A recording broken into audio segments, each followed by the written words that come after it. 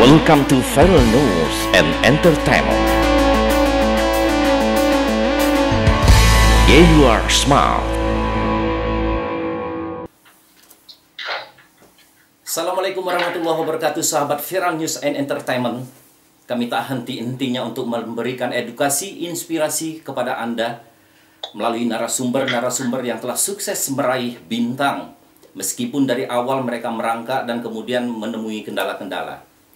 Ada satu artis yang saat ini masih menjadi tanda tanya besar terhadap judul lagu yang kerap kali dilantunkan. Anda pasti tahu Air Mata Bawang, Undangan Palsu, kemudian Mandi Kembang, dan lagu yang terakhir adalah yang booming saat ini adalah Naik Beca ke Istana. Apa-apaan? Nah, di pertemuan Viral News and Entertainment kali ini, saya telah terhubung dengan penyanyi yang fenomenal itu. Dia adalah Bang Caca Handika. Assalamualaikum, Bang. Waalaikumsalam. Apa kabar, Abangku? Alhamdulillah sehat, paripurna. Paripurna, subhanallah.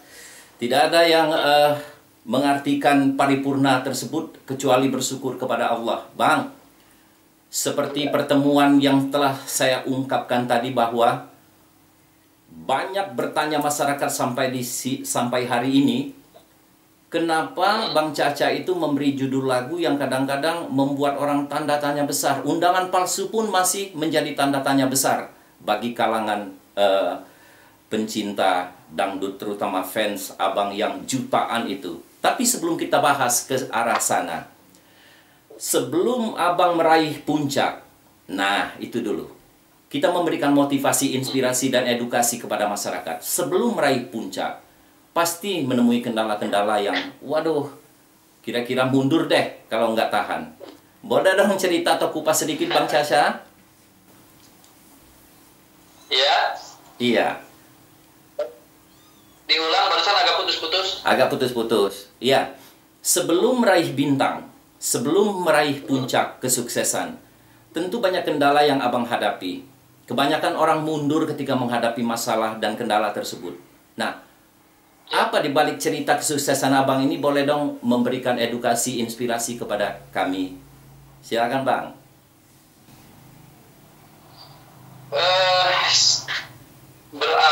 Saya berawal dari pemain panggung. Tepatnya saya kan suka permainan bass gitar gitu ya. Jadi dulu di daerah saya itu mengejar bagaimana caranya saya harus bisa jadi pemain musik di panggung-panggung gitu. Akhirnya saya dengan kerja keras berawal dari bantuin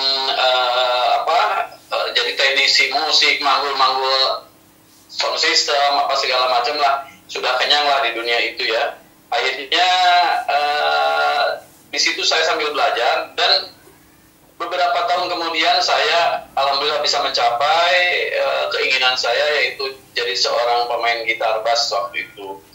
Tapi tidak cukup dengan itu aja, karena memang ada kesempatan untuk nyanyi ketika misalkan salah satu grup itu perlu penyanyi pria gitu. Saya di situ pakai teori licik saya, karena mau mengejar sesuatu itu dengan licik tapi asik gitu. Jadi saya disuruhnya sama pimpinan musik itu, coba cari penyanyi, samper penyanyi ada yang namanya Anu gitu di daerah itu. Tetap saya berangkat bawa mobil, tapi saya bilang nggak ada, dia main sama orang lain gitu, sama grup lain. Padahal saya pengen nyanyi sambil main gitar bass itu, saya ada jadi penyanyi. Kalau Surabaya Mas Imron lah kayak begitu, cuman beda lah. Kalau Mas Imron kan sudah cukup mahir lah. Kalau saya ya ngepas lagu saja lah, asal hafal lagu. Jadi berawal dari situ. Lalu tidak cukup dengan begitu tentunya, tapi catatan saya saat itu hanya pengen jadi pencipta lagu aja. Nah, itu pun secara tidak sengaja, ternyata begitu saya bikin lagu, dan lagu itu dipakai produser, saya menggaeti lagu itu, mencontohkan lagu itu untuk penyanyi yang dimaksud sama produser, akhirnya malah saya yang itu undangan palsu itu berawal dari saya gayutin lagu itu. Jadi bukan saya penyanyinya itu awalnya. Bahkan Bang Haji Megizet nih, senior saya nih, waktu itu lagu itu sudah masuk, tapi memang Allah saat itu memberikan lahan untuk saya menjadi seorang penyanyi, dan saya juga tidak tahu nanti nasibnya seperti apa gitu. Makanya yang Bang Megizet itu dihapus, digantikan dengan saya, karena saya yang gayutin lagu itu. Begitu nasibnya. Itu awal. Lagu apa itu yang pertama, Bang? Yang untuk Bang Megizet?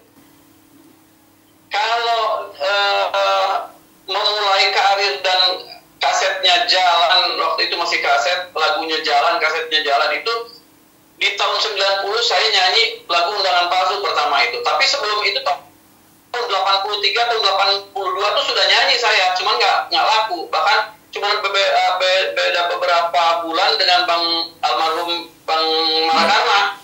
Waktu itu resesi.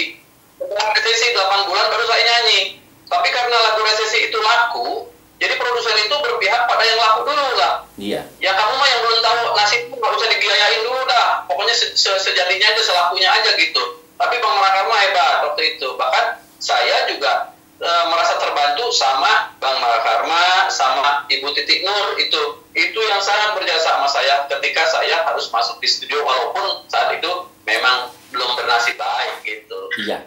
Lagu yang pertama yang dikalahkan oleh resesi itu Undangan Palsu itulah? Bukan. Masih jauh ke Undangan Palsu, masih 7 tahun berikutnya ke Undangan Palsu. Iya. Atau sebelum Undangan Palsu itu 7 tahun sudah nyanyi. Waktu itu karyanya Bang Haji Diles Taluhu. Bang Haji Diles. Nah, kemudian mencoba untuk menciptakan lagu itu tahun berapa, Bang? Itu sejak itu tahun 83 saya udah nyipta lagu. Bahkan setidaknya saya, kalau lagu ini nggak laku di orang lain, biarin saya nyanyi. Jangan begitu. Iya. Maksudnya biarin sambil saya berlatih nyanyi, sambil menjajaki, memancing rezeki juga, mengadu nasib lah gitu. Jadi karya saya ketika nggak laku, saya sendiri dah yang nyanyi gitu. Oh gitu. Nah, pada akhirnya ini perjalanan yang katakanlah ya mudahlah untuk ini segala macam. Rintangan halangan yang paling berkesan atau paling yang tidak pernah dilupakan untuk suatu usaha memasuki dunia rekaman itu apa, Pak? Wah, jenjangnya itu tahapan-tahapannya memang sangat kalau dibilang cuman saya punya satu sikap dan antar karakter atau sifat saya gitu. Saya tidak berkeluh kesah gitu. Apakah perut saya sedang dalam keadaan lapar, haus, juga tetap saya harus berjalan ke tujuan gitu. Mungkin ini sebuah bayaran dari Allah Subhanahu wa Ta'ala bahwa dengan kerja keras itu inilah hasilnya gitu. Tapi rintangan demi rintangan banyak. Waktu itu juga setelah kita punya album itu tidak mudah kita untuk memperkenalkan karya ke halayak ramai, itu tidak mudah. Satu, misalkan kita awalnya pengen lagu diterima sama produser, setelah diterima pengennya kan laku, setelah laku pengennya kan bonus. Itu tidak terjadi bagi saya, pada diri saya. Bahkan saat itu juga ketika saya punya album lagu itu tidak mudah pengen dikenal masyarakat, karena kan waktu itu harus melewati artis safari. Sedangkan artis safari kan ikut dari audisi, kemampuan produser untuk membayar itu gitu. Itu kan mahal. Waktu itu aja kita dulu tuh udah 7 juta tuh satu kali penampilan. Makanya saya tuh banyak kendalanya. Tapi memang nasib itu tidak bisa nasib atau takdir. Nggak ada yang bisa tahu rahasia Allah, kan begitu. nggak ada yang bisa menolak takdir. Nah, kemudian memasuki safari memang banyak cerita dari memang senior paling susah untuk memasuki artis-artis, mengalahkan artis safari lain. Dan kemudian Bang, ini kepada tema sesungguhnya. Nah, ini kepada tema sesungguhnya. Kenapa sih lagu-lagu Abang tersebut menjadi tanda tanya? Kadang-kadang kan kalau justru saya mengenal sampai sekarang ini lagu-lagu misalnya judulnya A, tetap aja isinya A yang kira-kira bisa dibaca, oh ini patah hati deh, oh ini keluh kesah. Nah, kita kupas dulu judul lagu, mungkin brandnya Abang, mungkin judul lagu inilah yang mengangkat nama Abang. Misalnya saja Undangan Palsu. Di situ kan tidak diceritakan dengan vulgar bahwa si A itu sebenarnya namanya B. Membuat orang tanda tanya. Nah, feeling untuk menciptakan itu, apakah Abang sebelumnya memang telah berpikir kalau gini aku harus memiliki brand atau ciri khas gitu, Bang? Gini, kalau lagu itu sebetulnya di awal juga saya nggak tahu, karena kalau lagu Undangan Palsu itu awalnya lagu itu kalau harus bilang mau diakui atau tidak sama pencipta lagunya, itu lagu awalnya rusak banget itu. Itu kan lagunya saudara saya itu Anugrah tuh, pencipta lagu, rusak banget itu. Saya ajak sini, udah duduklah bareng sama saya. Ini notasinya gimana kalau ini ke sini? Bagaimana nih kalau sairnya ke sini? Jadi bukan semata-mata lagu itu terbentuk oleh seseorang gitu, tetap aja saya berperan karena begini. Karena saat itu saya mau mencontohkan lagu harus yang benar kan? Iya. Itu saya. Nah, terus waktu itu juga ketika lagu itu sudah dihapus penyanyi yang senior, lalu dipindah jadi saya yang bawain, itu juga saya kan punya tanggung jawab moral itu. Jadi lagu itu awalnya memang dibentuk sama si pencipta lagunya, idenya. Katanya sih memang terjadi seperti itu, Undangan Palsu. Orang ada salah satu temennya kondangan, ternyata kondangan itu si undangan yang tadi itu palsu namanya, sebetulnya bukan undangannya yang palsu, undangannya yang palsu gitu. Makanya, itulah. Makanya ini menjadi tanya-tanya besar, bukan undangan yang dipalsu diartikan, tapi namanya. Kenalannya namanya si A. Nggak taunya pas akan nikah, namanya sebenarnya B, bukan A. Oh itu. Nah, inilah intervensi Abang membenahi lagu inilah, sehingga brand atau lagu Undangan Palsu itu identik dengan Abang yang mengkaryakannya. Iya. Dan kemudian ya. Lagu-lagu itu apa ya? Kerjasama sebetulnya, itu kerjasama. Mungkin suksesnya itu karena sukses bareng-bareng lah gitu, bukan sukses salah seorang. Saya bilang saya nggak perlu ikut nama di situ, yang penting kita sama-sama berdoa aja. Kamu saya doakan semoga jadi pencipta lagu yang benar-benar lagunya bisa diterima masyarakat, dan kamu juga doakan saya biar saya juga jadi penyanyi yang baik gitu, berhasil gitu.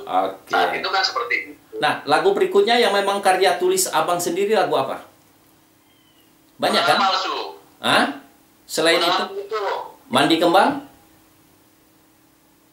Mandi Kembang, ya Mandi Kembang. Iya. Setelah Undangan Palsu, Mandi Kembang. Itu kan judulnya tuh fenomenal lagi. Mandi Kembang, identik dengan apa? Perdukunan, kan ternyata. Apa? Ini juga idenya kan idenya Mas Erik LB.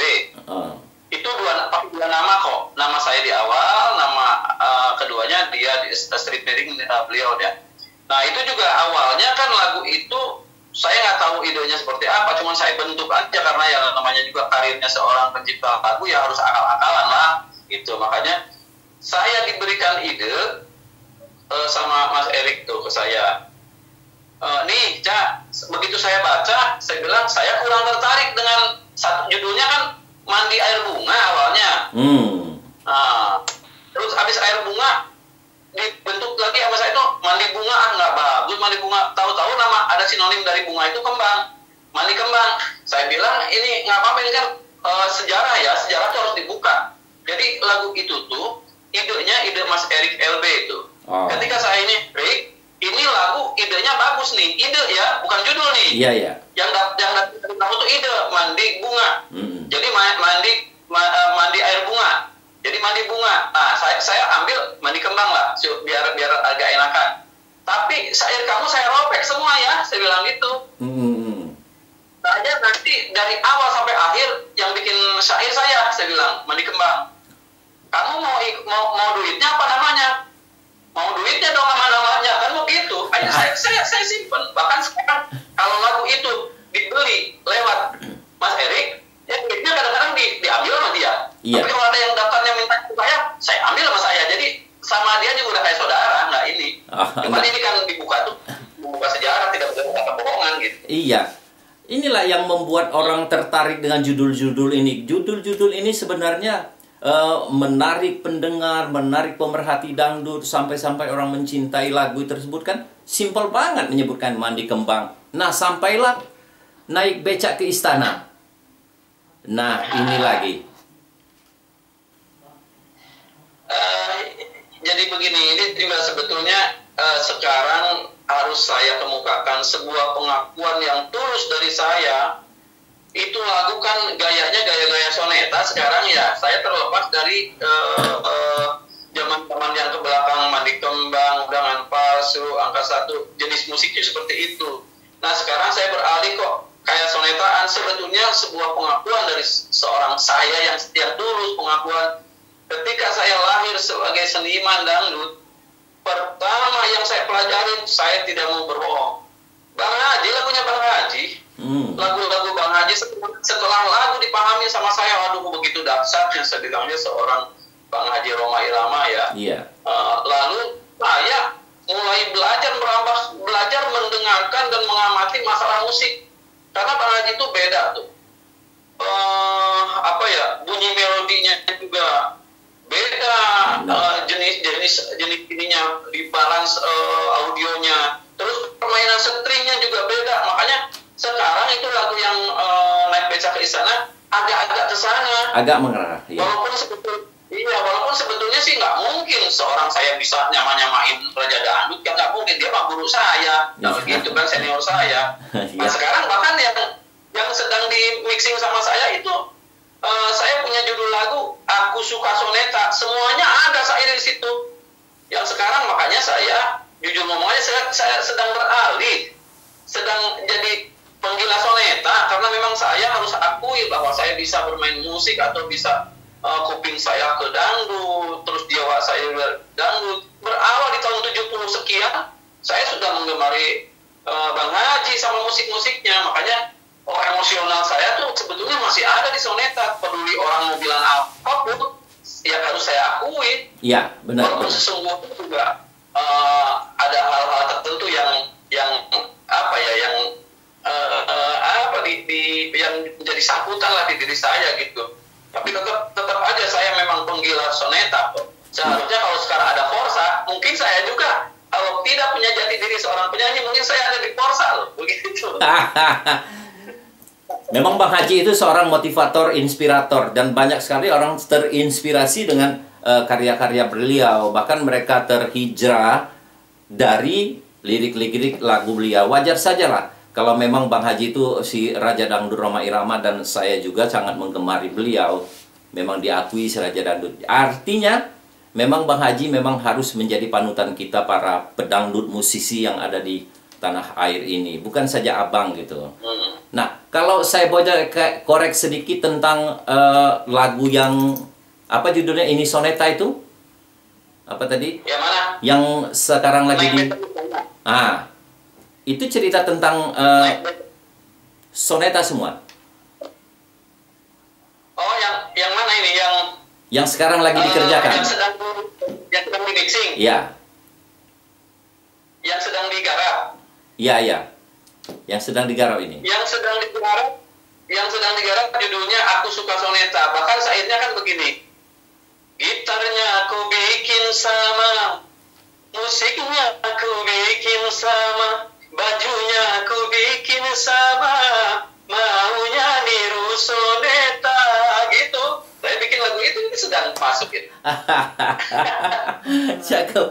Kata-katanya sangat sederhana, tapi itulah fakta. Saking kita ngebetnya sama soneta. Gitarnya saya bikin sama, bajunya saya bikin sama, syairnya saya bikin sama. Karena memang kita gila soneta. Gila soneta. Ini lagi di launchingnya kapan ini, Bang?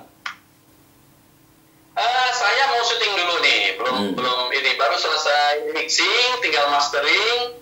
Sebentar, mudah-mudahan lah dalam 2 minggu ke depan ini sudah bisa syuting, atau seminggu ke depan sudah bisa syuting. Tapi lihat situasi ya dulu deh. Oke. Gitu aja. Tidak kita bongkar secara habis supaya orang penasaran seperti apa nanti klipnya dan lagunya seperti apa. Balik lagi ke judul lagu, Ya. rahasia di balik judul lagu itu tadi tuh. Apa memang dari unsur kesengajaan ingin meleset-lesetkan sedikit supaya pendengar atau pencinta lagu bertanya-tanya tentang judul lagu, atau memang lagu itu abang bikin supaya abang memiliki brand atau ciri khusus?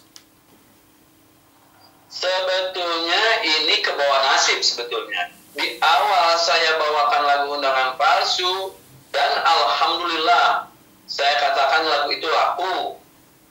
Nah, lalu kenapa Temanir Kembang? Kenapa selalu melo gitu? Karena saya nggak berani ambil langkah yang lain. Ketika saya sedang jalan lagu atau saya bernasib di jalur itu, saya nggak berani ambil langkah real yang lain gitu. Wah, saya harus ngerok nih besok.